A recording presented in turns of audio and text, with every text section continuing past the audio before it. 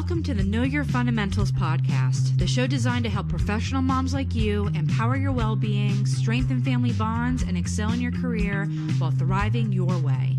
I'm your host, Kelly Berthold, a fellow professional mom, licensed clinical social worker, wellness educator, advocate, and coach. And I created this podcast to provide a space where we can connect foundational principles of well-being with real-life, actionable insights that help us feel more connected to ourselves and others. If you're juggling life, family, and career while seeking balance and authentic connection, this podcast is for you. Each episode, we'll hear from our neighbors, uncover the extraordinary in ordinary life, find patterns that help us recognize opportunities for well-being, and get practical, fundamental tips to thrive in your wellness, relationships, parenting, and professional life.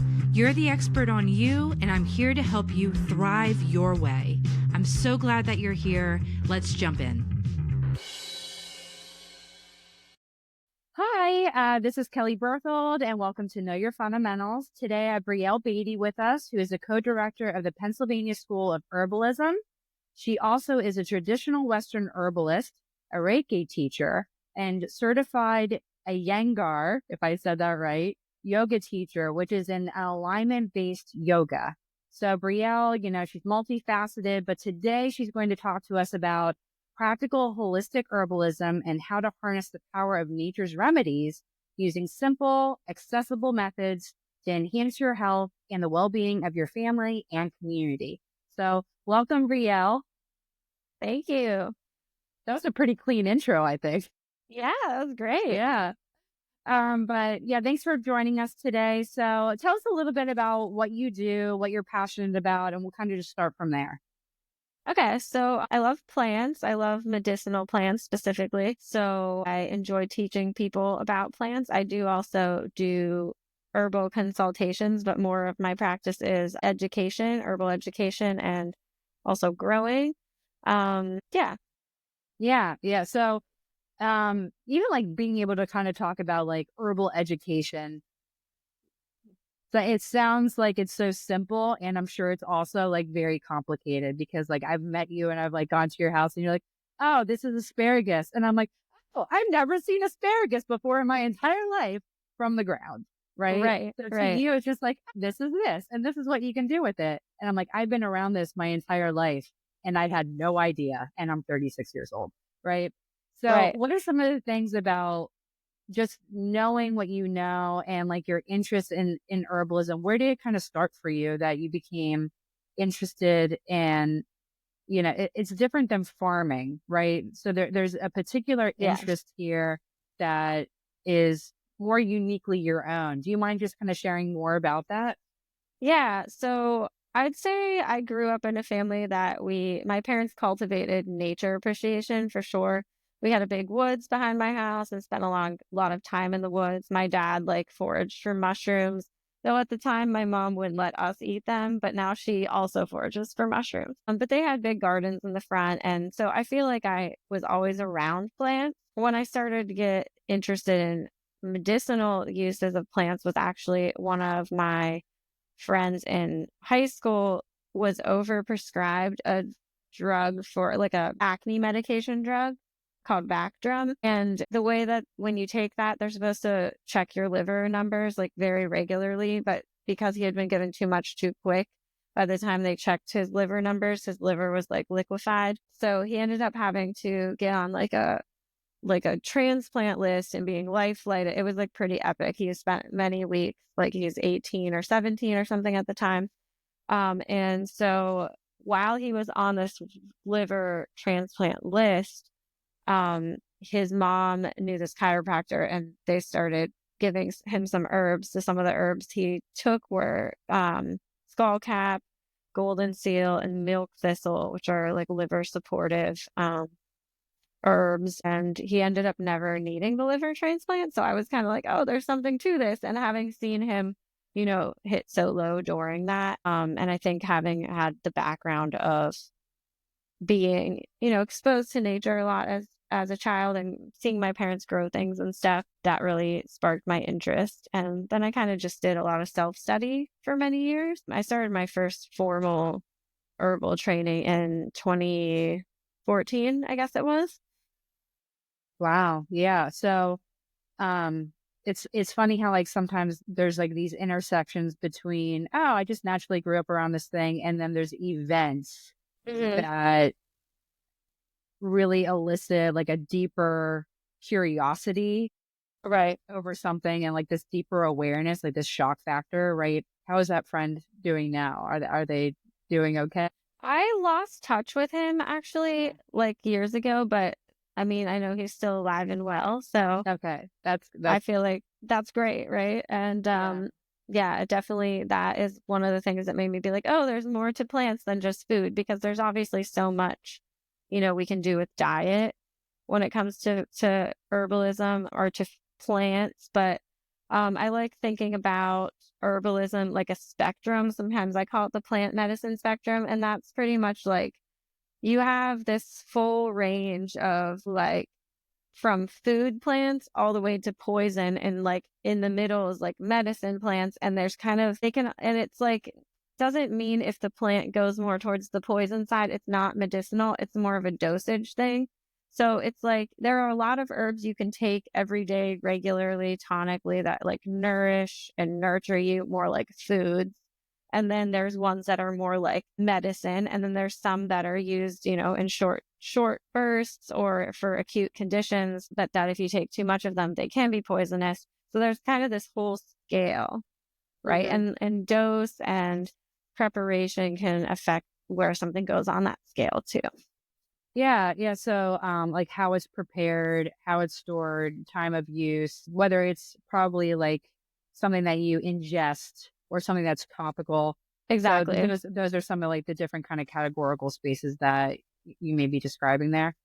Right. Yeah. So for example, like a lot of people are familiar with arnica, which is often like a cream you can get over the counter. And it's usually like a homeopathic form of arnica, which just means there's a very small amount of the actual plant in the end product. And arnica is a strong anti-inflammatory, but it's a low dose herb. So it's an herb that like you can take it internally if you make a tincture or something, but you just take a few drops for a few days in a row, a few times a day. Like, and that's if you had like a sprain, strain, some kind of acute injury that might require that, but you wouldn't want to take that internally every single day because it can cause some liver or kidney damage. So that's like an example. And that is why I think a lot of times that's in the stores, you find that in topical forms because Mhm. it's safer in topical forms than Yeah, ingesting it. really diluted, and Mhm. yeah, so like it's safe without direction, right? Beyond what is Exactly. minimally communicated, like on a bottle, right? So we'll Exactly. kind of just also preface here acknowledgments and disclaimers. Brielle nor myself are communicating that you should directly just apply anything that we're having a conversation about during, this podcast recording, and using it as education and information and maybe further exploration. Maybe even Mhm. contact Brielle if you're curious about learning more, because this is what you do. You do the education piece, which we'll talk Right. about here in a moment. But when it comes to having someone go from like learning, you said that you were self-taught, right? Self-read in a lot of this material. Did you have mentors, or were there certain programs or different ways that you learned, um, or a community that you were able to kind of like learn and increase like this education for yourself? So I think when I first was really learning, I was doing a lot of like reading or listening, um, reading books, like trying herbs. I lived in Philadelphia at the time, so there was like we had some very cool like, traditional Chinese medicine shops, and there were some Ayurvedic places, and so I was kind of dabbling in that stuff. But then in 2014, I signed up for a homestead herbalism class, which was like a year long, and we met once a month for the whole year and covered a lot of like plant basics and how to make things. And it was a really hands-on class. And that teacher, who was Susan Hess, she's very good at making things taste good. So that was kind of a fun into like how do we make herbs enjoyable and bring them into life. She has an herbal cookbook actually now that's really great. And then after that, I went to a more clinically focused herbalism program in Ithaca, New York, called the Northeast School of Botanical Medicine. And Seven Song runs that. And he is more, like I said, clinical, but also he's kind of a self-taught botanist. So part of our education was botany. And I think that is really important if you're interested in using plants. Is you don't have to, study botany in detail, but you do have to know how to identify plants. You never want to, consume or use something that you haven't for 100% certainty identified properly. So there's some really simple ways. I think even one of the first things I started with botany is there's a book called Botany in a Day, and they actually have a website for it too. And you can get a lot of the information free, but there are plant families. So plant families have resemblances to each other. Like the aster family is also called the sunflower family. So thinking about like a disc flower with actually that's many flowers. It's not just one, like a dandelion, a sunflower, a daisy, all of those we think about that as just one flower. But if you look small through a little loop, each one of those petals or each one of those center holes is actually its own flower. So that's something about that plant family. They always have that, right? So if you learn, like, mint family is so easy. It's like one of the first ones to learn. It has square stems and the leaves are opposite on the stems and the flowers are irregular, which means that if you cut them in half twice, you don't have four symmetrical parts.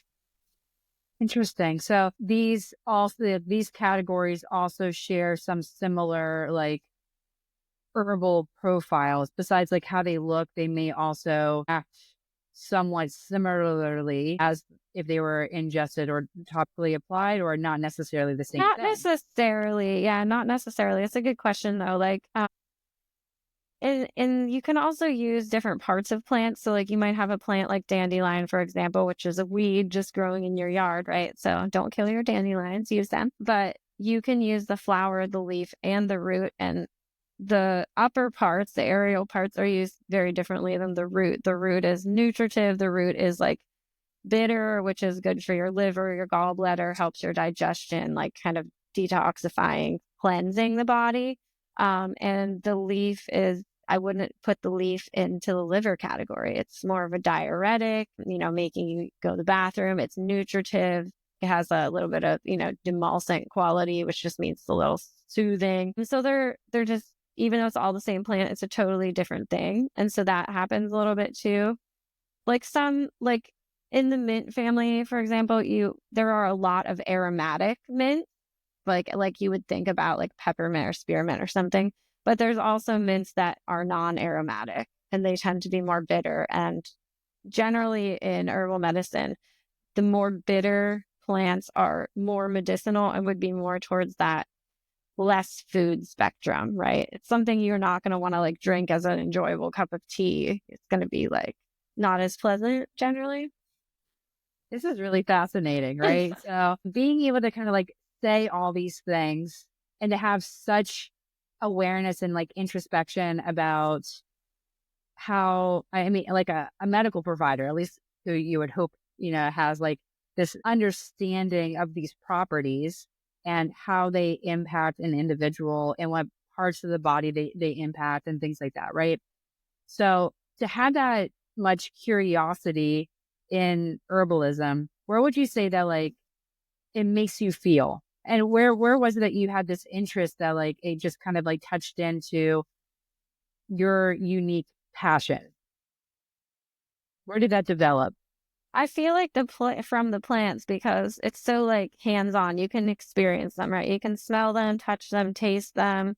There's like a hands-on experience. Like I do much better when I can like, it's not all theory and it's like there's action, right? I can like plant a seed and watch that seed grow and see it through the different seasons and see its life cycle and see how it makes me feel, and so that, and in some way it kind of gets to like my focus in herbalism is really like holistic herbalism, because I think, and I'll talk about what that means in a second, but we live in a society where a lot of people are familiar with herbs, but many times they're used in more of what I would consider an allopathic way, which is allopathic medicine is our, modern day kind of standard medicine. And how that usually works is like, oh, you have these symptoms, this medication treats these symptoms, and that's what you do. You give this for that. And a lot of herbs can be used that way. You could do herbalism in an allopathic way, which means like, like I did mention, like with the arnica, like that would be kind of more of an allopathic use of arnica,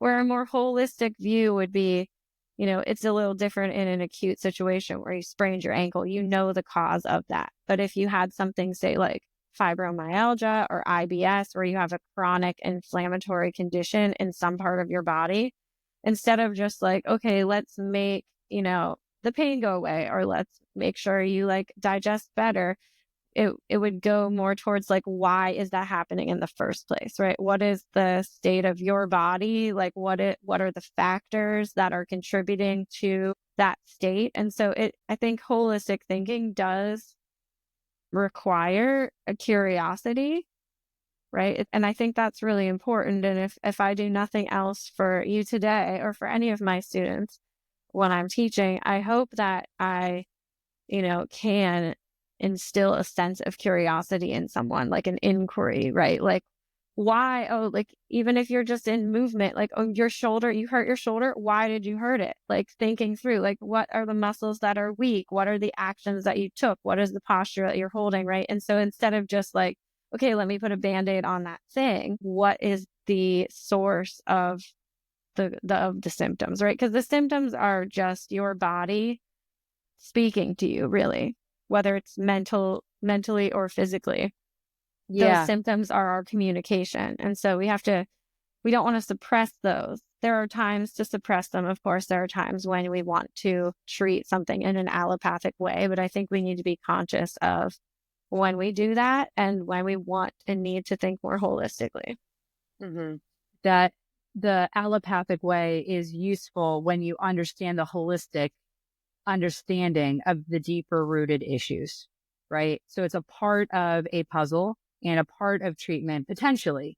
Mm-hmm. But if it's the only thing, only fixing things in the short term, Band-Aid solutions tend to be problematic and lead to chronic issues in the long term, right? Right. So being able to think about this in a well-being perspective, and this is some of this stuff that I try to share with my contributions in the podcast, is when it comes to holistic curiosity and the perspective of our entire experiences, there's a mind-body connection. And anytime that we're feeling any kind of symptom, whether it's a physical, mental, or emotional symptom, it is communicating. It's a messenger. So how am I willing to be present with what is going on in the symptoms my body is communicating that information, and that I'm willing to listen, and I'm willing to have some detective perspective in seeing things as they are and wondering where they may be coming from, or wondering what could have been the past, present, or future in finding long-term solutions. Mm-hmm. I think something that we tend to struggle with in today's society, because there's so much easy access to, I can just buy a bottle of this, right? And I can just take it, right? And so we have a hard time with instant gratification and seeing and taking the time to just be present and be comfortable with just being present with what our experience is, because we don't trust ourselves in knowing how to experience it in a way. And because we don't feel like we can trust ourselves in that experience, we run away from it. Mm-hmm. Right. So how do you feel like in your herbalistic approach, and even maybe with your being at the yoga and the Reiki, harnessing that curiosity, like existing and being present with what something is? How do you support yourself in that exploration? And how do you take that wisdom and you also help your, I would say your clients, but like your students in engaging in that curiosity and that exploration without them overly judging themselves and like trying to push it away, push that discomfort away? Right. Yeah. I think for this, I'm going to pull yoga into it, because I think this is very much how I teach yoga. And also the style of yoga that I teach is, it's not flow. So it's not very fast. Not to say we don't sometimes move fast, but generally there's a little bit more holding or like repeating postures so that you can know what's happening in your body, right? It's just, there's a little more space created. And so I like to, bring up for people like this pain versus this comfort thing. Because a lot of people, the second they feel like uncomfortable, they move away from something. And we could look at that in like a mind thing or a body thing, right? Or both. So, right. If you're feeling, say you enter a posture, whether it's a yoga posture or some other physical activity, and it's uncomfortable and you move away from it, there are times to move away from that, right? If there's a sharp pain, if it's a pain that is going to cause you future pain, you move away from that. That is what I would call pain. But if it's just uncomfortable, it's an uncomfortable situation. Well, life is kind of uncomfortable. So I think if we can learn to be okay with awkward, uncomfortable situations, putting your body into a weird posture that you'd rather not be doing, but like here you are in a class and you're just there and you're really in it and you're observing, okay, why don't I like this posture? Or why is this easy for me? Or why is this hard for me? Because it's very easy to just go about the motions, right? But if you start to kind of ask yourself, oh, why is this the easy pose? What's happening in my musculature that allows that to be that way, right? Or if it's a food thing or a taste thing, and come back to kind of herbs, like, why do I crave sugar all the time?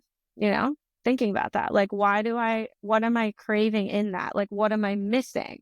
And we kind of ask those questions.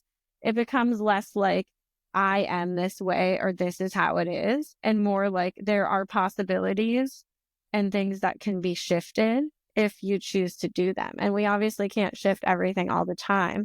So I think just, focusing on what's in front of you at any moment to your capacity is about all we can do, right? Yeah, absolutely. Mentally wise, just kind of not saying that these have to be the definitions or words, but oftentimes I'll say dialectically, it's being able to exist with that multiple truths can exist at the same time, that I can accept reality as it is and not like it. Right. And by even accepting what in experiences, I can do better to actually focus more on what is in my control by accepting all of that reality and even do better with it. Right. So the likelihood of being more proactive versus just habitually reactive exponentially increases when we can just go, oh, this is what it is. Now what? Right. Now what do I do? Yeah. I mean, with yoga, a thing I always tell students is like, there's really no point, like, especially in a group class, right? You have tons of people doing 1,000 different poses because, everybody's body's different, or in the gym, wherever you are, whatever activity you're doing. There's no sense in looking at somebody else and saying, I can't do that, because they still have work to do. No matter where you're at, there's work to be done. And as you progress, maybe your pose gets quote unquote better. The work just changes. It doesn't get easier. It just gets more complicated in many ways, right? So if you've been doing triangle pose, for 10 years, the triangle pose you're doing now, if you really do it and apply everything you've done leading up to this triangle pose, like, it's harder than the triangle pose you did before, but back then that was your work, right? And so I think we have to do the work that's in front of us and not the work that we wish we had to do, because it doesn't matter. The work will never end, right? It doesn't matter how long you live this life. There'll always be things to be worked on. So you might as well work on like what's right in front of you and available to you. Yeah. Yeah. The expectation of a destination will only perpetuate your misery. Right. That's what sometimes I say. And that might sound very philosophical, but like bringing it back to, you have a curiosity about herbs and you're able to see more. Like if I pick up a dandelion and I go, oh, I can smudge this on my face and have a yellow mark. And that is the extent, or as much as I can possibly know about a dandelion, worth at that point of time. Right. And you can pick up the same thing and have so much curiosity and interest in knowing what goes beyond. And even, from the petals to like maybe even like seasonally and how it looks from being willing to go from not knowing to knowing, and understanding that learning and that growing will continue, and you're willing to kind of follow that. So being willing, that willingness, right? That willingness and that interest, for where I am as an individual, and I can make all these connections that you're talking about from my education experience, which is absolutely not related at all to herbalism, right? Or even like yoga. I will say that I am a extremely tight individual and have very tight hamstrings, right? So I can understand your competency based on your curiosity, because I understand that curiosity too in a different way based on my passions and me practicing being and exploring the things that I have spent a lot of time also doing. But it's applicable across areas of my life, right? So how you apply your willingness and your curiosity, and how do you find that is helpful for you as an herbalist and what we're describing even right now? Because you strengthen those muscles, right? So they're helpful for you in this exploration here with what you're doing and what we're talking about with this topic. Yeah. So while you were talking about that, this one thing that I keep thinking about, it kind of relates to the quote I have too. But so like plants are fascinating because they always show their past, present, and futures. Like, think about it. If you go outside right now, you're going to see the like remnant bodies of like the dried fall plants that are not alive anymore. But in that is their present moment, but their past is kind of there because the dead parts. But many of them have either buds or seeds on them. So the future is kind of just waiting, right? Or like under the ground, there's like, the roots that haven't like reemerged for a plant. So like, I think we all have that in us at all times, right? All of those, but it's harder for us to see. I think we get stuck on like the past or stuck on the future, and not like, but the present encompasses all of those things, right? And I am going to share the quote I pulled up because I feel like it's perfect for this moment, which is, it's from Rumi. And don't think the garden loses its ecstasy in winter. It's quiet, but the roots are down there riotous.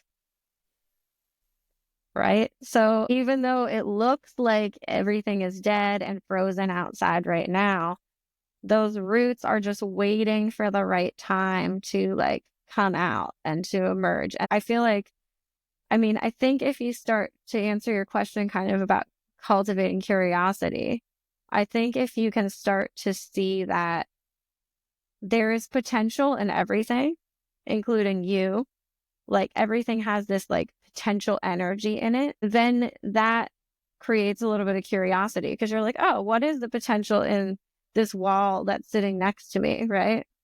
What could become of this wall? Or what is the potential of like, oh, I bought this bag of carrots at the store and I don't know what to do with it. What's the potential of that? There's so many things you could do, turn those carrots into, right? That's their potential, right? And so, I think just thinking about, and I think too, like not worrying about messing it up, right? Like if you're thinking about cooking, and one of the things I wanted to say is like a fundamental for herbalism today is just start putting more herbs and things, like just experiment. Like the recipe calls for 1 tablespoon of parsley, throw in 3, or like stick some extra like garlic in there, or throw in a cinnamon into something that you wouldn't think to put it in, right? And so there's so much potential of like learning and curiosity. And worst case scenario, you're like, I didn't like that, but you learned something. But then occasionally you're going to be like, oh wow, that was really cool, right? That was kind of a tangent, but it wasn't a tangent. So, even just kind of connecting like some of those dots to that, when we can be more non-judgmentally accepting of the reality and bring a curiosity rather than a judgment. Judgment is always a part of us. We're human beings. We're meant to discern, right? Judgment is our way of like analyzing. But if it's just that, or if it's overcompensating, it decreases our aptitude for creativity. And creativity really can only come from being open and curious. And again, like being able to have just that space of something else can exist here. And I'm willing to just walk in the dark a little bit and see what happens. and not just run away from the dark and not just rush to turn the light on. Right. Mm-hmm. So we can give some of this opportunity to have playfulness even in like our lives and see what that potential may be. We can live more authentically in the moment of seeing what could actually just bloom. I'll use a blooming word, right? But what can bloom because we're leaning into that opportunity, right? So opportunities for authenticity come from us practicing being and curious through our moment to moment experiences, right? Right. Yeah. So like I thought of a project everybody could do like as the spring comes on, right? You want to like, cultivate curiosity in plants, just like pick a patch of your yard. And if you have sprayed your yard, I forgive you, but just don't spray it next time so that you can do this activity. But just pick a patch and like really get down there and look at what's actually there. Because if you sprayed many times where like it's only grass, that's all that's growing. But if you haven't sprayed, or maybe you did spray, but you go to the edge or you go to a park and do this, you're going to start to notice like how many different plants are actually growing in the lawn. And some of those are medicinal plants. We usually have grasses. A lot of people really don't like this plant called, sometimes it's called ground ivy, sometimes it's called creeping Charlie or henbit. But that's actually, it's in the mint family. So we're going to come back to our mints, but it's a really wonderful medicinal plant. It's aromatic. It makes great tea. It's got these little purple flowers on it. People try to destroy that plant, but like it's right there and it's good for pollinators. So like you can drink it, you can smell it. The pollinators like it. So you just pick a little patch and you just observe what's there, right? And if that all that's there is grass right now because you did spray, if you watch over time, it will change, right? And that's that kind of change that we're talking about. But you might have a dandelion there. You might have a clover. You might have plantain, which is like, there's two kinds of plantain. There's a broadleaf and a lance leaf plantain, but they have these like long veins in them, right? And that's actually like, you want like basic herbalism. Like the first thing I'll teach kids if I'm working with them is called a plantain spit poultice. You take that, and if you have like a bee sting or a cut or something, you chew it up in your mouth and you spit it out and you stick that on your cut. It has like a drawing and soothing action. So it's like soothing for the skin, and it's just right out there in your yard. You can eat it too. Not the tastiest, but you can. And you can even use your own spit. So what's better? Yeah, exactly. Yeah. Yeah. So, but even like you talking about those things quick too, that the keeping up with the Joneses and the people pleasing of like, well, what will people think, right? We focus just more on our internal experiences and focus more on our own personal wellness. It tends to have butterfly effects where you're now like, as a byproduct of you focusing on your own well-being and things that are naturally a part of your ecosystem, right? Just around you, you can help make your community a better place. And you also model to your family and your children for future generations that these things are helpful as well. So how does the family and the community aspect really connect with you and your unique interests when it comes to the work that you do collectively? I think it's really important to cultivate like that curiosity we're talking about in nature, in children from a young age, right? But really everybody, because the more people appreciate nature, the more they can get the benefits from it. And also, like I think people feel better in their nature, and that also helps us like save our natural spaces and things like that. So I do a lot of work right now at Remedies, which is a sculpture garden, like out just across the line in Center Hall. It's only like 15 minutes from State College, but there's a community herb garden we started, and it's not a community garden like you usually see where people have different plots.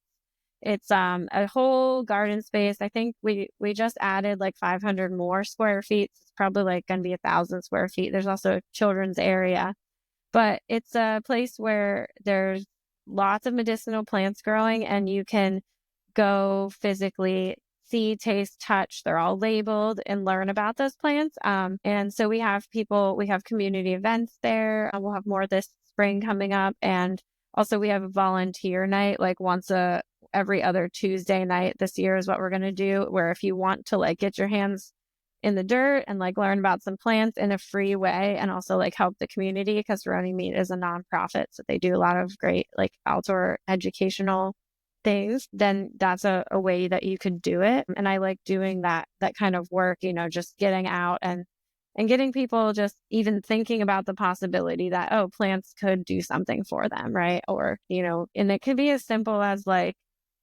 throwing more herbs in the food you cook, or, making your own, elderberries are really common like this time of year and people are sick. Like it is so easy to make elderberry. They sell this elderberry stuff at the store. It's so expensive. It's like $15 for 2 ounces. You can literally buy just some dried elderberries and you can either make elderberry tea, or you can make a syrup, or you can make a tincture. And it just involves either like simmering the elderberries or pouring alcohol over them or pouring glycerin. Like it's so easy, right? And it's a lovely, really delicious tea that all the kids, everybody will drink. So you could be the community herbalist simply by, oh, there's a picnic in my neighborhood, or there's like, oh, it's a block party. Like I'm just going to make a big pitcher of elderberry tea and everyone's going to drink that. And then you've given everybody like some immune support while you brought your potluck dish. So. Yeah. And cultivating that curiosity besides like maybe something you're just picking up from a national chain store, right? So we all have these different things that we can do to like, we don't have to be experts like you are necessarily, but if we're curious and we want to get involved, we can pursue those opportunities and just experiment and play with it, right? So where would individuals, you're talking about Remedies, maybe you can send me the email address and I'll put it in my show notes. Yeah. And do you teach classes? Do you have like programs where, if individuals were interested in learning more, or certain websites or resources that you would recommend people like start with, if you want to plug any of those? So the Herb School website is paherbschool.com, and it's run by my sister and I. So we have classes both online, so you could take those anywhere, as well as in the State College area, and then also in the Indiana, Pennsylvania area. So we're kind of hitting Western and Central PA. And we usually have like a class every month. We also have like a holistic foundations program. I only have like one spot left in that this year, but we do have as well like free plant walks throughout the summer. And there's a botanical gathering at Remedies that I help host called the Hawthorne Botanical Gathering in June. And that's like a full 2 days of herbal education. So one other thing we do, kind of bringing it back to community as well, is most of our classes at the PA Herb School are sliding scale. So it's not just a one price, but there's a range so that you can pay what's affordable and doable for you. So that's one way that I really try to make sure that we can reach more people. Yeah, that's excellent. So, Briel, one thing that I try to do with like my guests too is just do the pillars of human flourishing, which are awareness, insight, connection, and purpose. And just seeing that like oftentimes we see the same particular patterns between individuals, even though their interests may vary. Some of the things that are leading to like human flourishing include awareness, insight, and connection, purpose in your own life. So through your upbringing, you became aware of the benefits of being outdoors, connection to nature, connection to your environment. Through that has led to further insight that these certain things were like really important and you were passionate about. And so it prompted you to want to pursue deeper insight about how this could affect yourself or other people. That has also led you to developing programs that are helping you connect more deeply with your community and providing a apothecary type of service. And at the same time, you're allowing for opportunities for education and focusing on things that are more naturally based and holistic, again, that tend to be much more beneficial for us mentally, emotionally, and physically, and also socially as a society. Right. And so would you say that these things are leading you to feel very meaningful and purposeful in your activities in your day-to-day life? Yeah, I would say so. Okay. All right. Well, thank you so much for being a part of the show today. And if you want to share other events or another season of herbalism in the future, I hope you'll come back. But thank you. And that wraps up the show. Awesome. Thanks so much. Thank you for listening to the Know Your Fundamentals podcast. I hope this episode gave you some valuable tools and helped you feel more connected to yourself and others. Get more life, family, and career fundamentals when you follow Know Your Fundamentals on social media. including Instagram and YouTube. You can also join the Fundamentals Life, Family, and Career Wellness Facebook group. There you'll get access to live trainings, helpful resources, Q&As with our guests, and professional mom community that's here to support you in thriving your way. I'm cheering you on, and I hope to hear from you soon.